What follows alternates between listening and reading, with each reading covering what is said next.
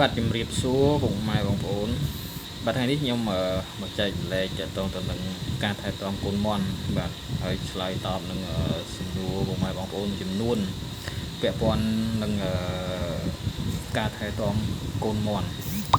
បាទដោយសារគាត់ថែទាំកូនមាន់អត់បានល្អអញ្ចឹងមកពីមូលហេតុអីបាទអញ្ចឹងនៅក្នុង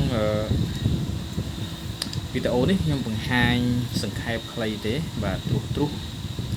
ពីព្រោះតកតងការថែទាំកូនមាន់យើងគិតថាកូនមាន់ដែលវានៅតូចគឺវាលំបាកតិចហើយបាទអញ្ចឹងប៉ុន្តែបើសិនជាយើងរកកន្លឹះវាឃើញវាអត់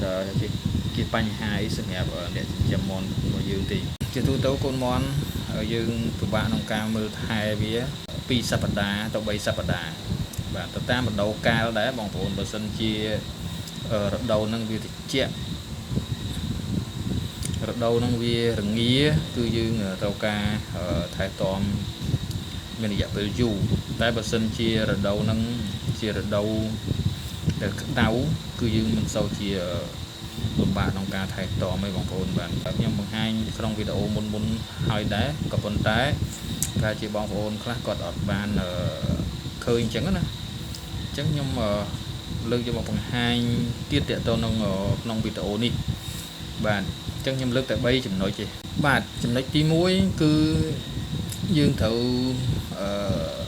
មើលទៅលើទឹក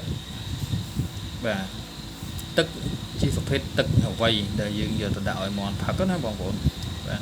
ជួនកាលបងប្អូនខ្លះគាត់យកទឹកស្រះដែលมันមានសុវត្ថិភាពយកទៅឲ្យមាន់ផឹកបាទដូចជាទឹកស្រះហ្នឹងមានគេប្រើប្រាស់ថ្នាំកសិកម្មនៅជុំវិញហ្នឹងវាហូរចូលស្រះចូលអីចឹងទៅវាបង្កមានទៅដូចជាជាតិពុលជាតិអីជាដើមចឹងអញ្ចឹងបងប្អូនត្រូវយកចិត្តទុកដាក់ជាមួយនឹងទឹកគឺទឹកស្អាតបើសិនជាអាចបងប្អូនអាចត្រងទឹកភ្លៀងទុកឬក៏ទឹកម្ដងស្នប់បងប្អូនបាទ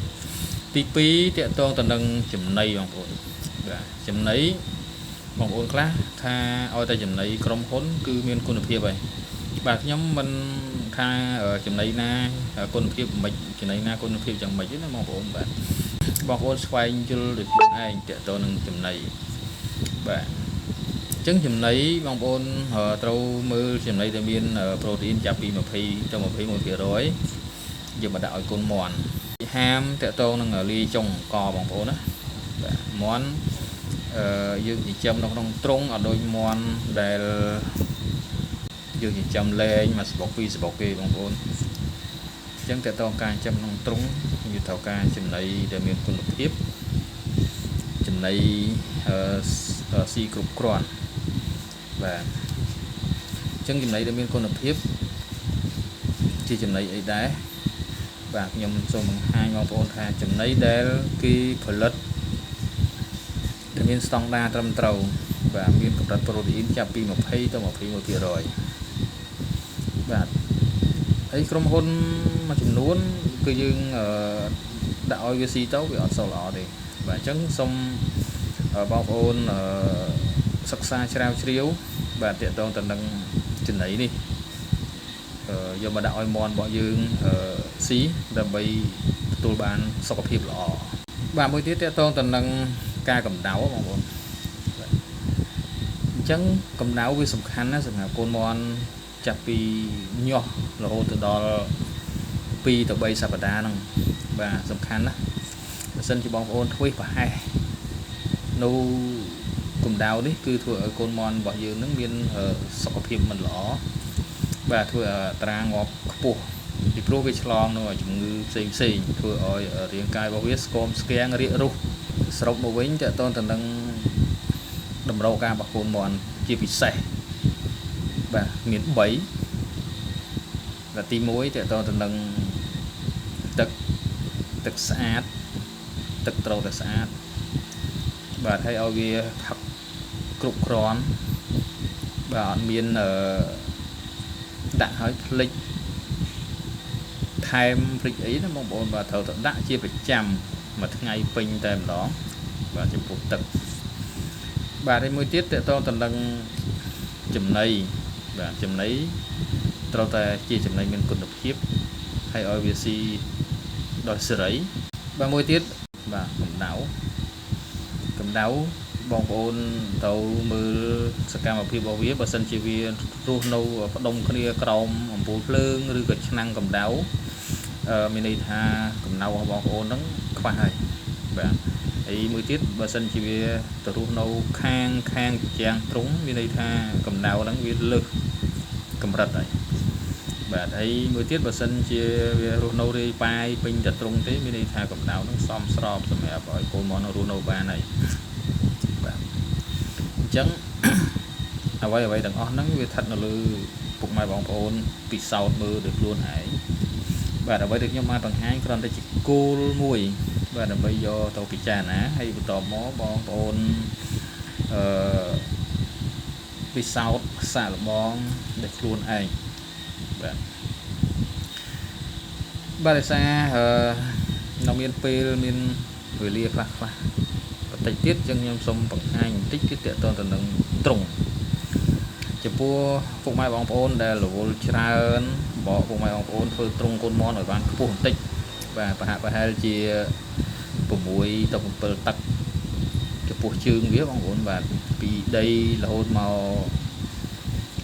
រនៀបបាទ6ទៅ7ទឹកអីមកបាទមានកម្ពស់តិចដោយសារកាលណាបងប្អូនរវល់អត់បានសម្អាតលាមកខាងក្រោមគឺបើសិនជាទ្រុងទៀបគឺវាក្លិនបងប្អូនក្លិនឈួលបាទក្លិនលាមកវាហ្នឹងជះទៅលើវិញតែបើសិនជាទ្រុងនឹងខ្ពស់គឺវាអត់អាចមានក្លិនជះទៅវិញទេបងប្អូនណាបាទអញ្ចឹងបងប្អូនធ្វើវាខ្ពស់បន្តិចបាទមួយទៀតដើម្បីកុំឲ្យពុកម៉ែបងប្អូនកាត់បន្ថយការចំណាយទៅលើភ្លើងកម្ដៅច្រើនពេកអញ្ចឹងទ្រុងកូនមន់ត្រូវបិទបាំងវាចិត្តបាទបិទបាំងវាចិត្តពិសេសជាងទ្រុងបាទជាងទ្រុងគឺយើងពាត់កណាត់ឬក៏ពិសេសឥឡូវភួយច្រើនណាសាប៊ូភួយចាស់អីបងប្អូនបុកទឹកវាស្អាតទៅហើយយកទៅកវ៉ាត់រុំឲ្យវាទៅបាទរុំទ្រុងហ្នឹងបាទយើងធ្វើដូច្នេះកាត់បន្ថយការចំណាយទៅលើការប្រើប្រាស់ភ្លើងឬក៏ធ្យូងឬក៏អង្ការផ្សេងហ្នឹងបាទហើយមួយទៀតតកតងទៅនឹងសម្ភារៈប្រើប្រាស់បងប្អូនត្រូវតែមានឲ្យគ្រប់គ្រាន់កុំឲ្យខ្វះខាតបាទដូចជាកំប៉ុងទឹកស្នូកចំណីឧបករណ៍កម្ដៅនិងសម្ភារៈផ្សេងទៀតដែលសម្រាប់ការចិញ្ចឹមមាន់របស់យើងបាទហើយអ្វីទាំងអស់នោះបងប្អូននឹងដឹងនៅពេលដែលបងប្អូនចាប់ផ្ដើមចិញ្ចឹមរបៀបខ្នាតធំជាងបុរាណតិចទេបងប្អូនបាទខ្នាតមានផែនការច្បាស់លាស់មានន័យថាកាលណាយើងមានផែនការច្បាស់លាស់មានន័យថាយើងដាក់ច្រើនហើយចាប់ពី50ម្ដង100ម្ដងអីចឹងទៅបាទបើចិញ្ចឹមបែបបុរាណវាញាស់ប្រហែលយើងចិញ្ចឹមប៉ុណ្ណឹងអត់ញាស់ក៏អត់ទៅបាទហ្នឹងរបៀបបុរាណបាទมันមានជាផែនការច្បាស់លាស់ទេតាមបែបបុរាណនោះបាទជួនកាលមេមាន3 4 5អីចឹងទៅ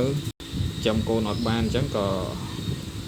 ត្រូវធ្វើម្ហូបធ្វើមេហ្នឹងហូបទៅក៏មានដែរអញ្ចឹងមានន័យថាការចិញ្ចឹមបែបបុរាណហ្នឹងមិនសូវជាមានផែនការច្បាស់លាស់ទេបងប្អូនអញ្ចឹងវីដេអូនេះខ្ញុំសូមសង្ខេបខ្លីតែប៉ុណ្ណេះទៅចុះបាទហើយមុនចប់ក៏សូមថ្លែងអំណរគុណទៅដល់ពុកម៉ែបងប្អូនដែលតែងតែតាមដានយកចិត្តទុកដាក់នៅវីដេអូរបស់ខ្ញុំហ្នឹងបាទសូមពុកម៉ែបងប្អូនជួបតែសំណាងល្អបាទជោគជ័យរាល់ការងារទាំងអស់ដែលបងប្អូនគ្រោងនិងកំពុងតែធ្វើមួយរយៈនេះដោយសារខ្ញុំរវល់ច្រើនបងប្អូនដល់ពេលអញ្ចឹងទៅអត់បានធ្វើវីដេអូចែកជូនពុកម៉ែបងប្អូនបាទអត់មានតំណាទេនៅតែផ្ទះទេប៉ុន្តែរវល់ច្រើនខកខានតទៅនឹងវីដេអូចែកម្លែកបាទវាមិនមានជាអីដុំកពួនទេប៉ុន្តែ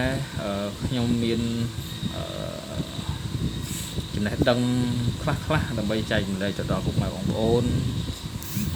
សម្រាប់ការចិញ្ចឹមមាន់នេះបាទហើយពុកម៉ែបងប្អូន miền Tây lìa bọn ôn thì châm tao ọt khóc ọt ấy thì bọn ôn mình khóc thì châm món sái có cái chùm nành chả đó bọn ôn chùm nành chả và cho họ con chả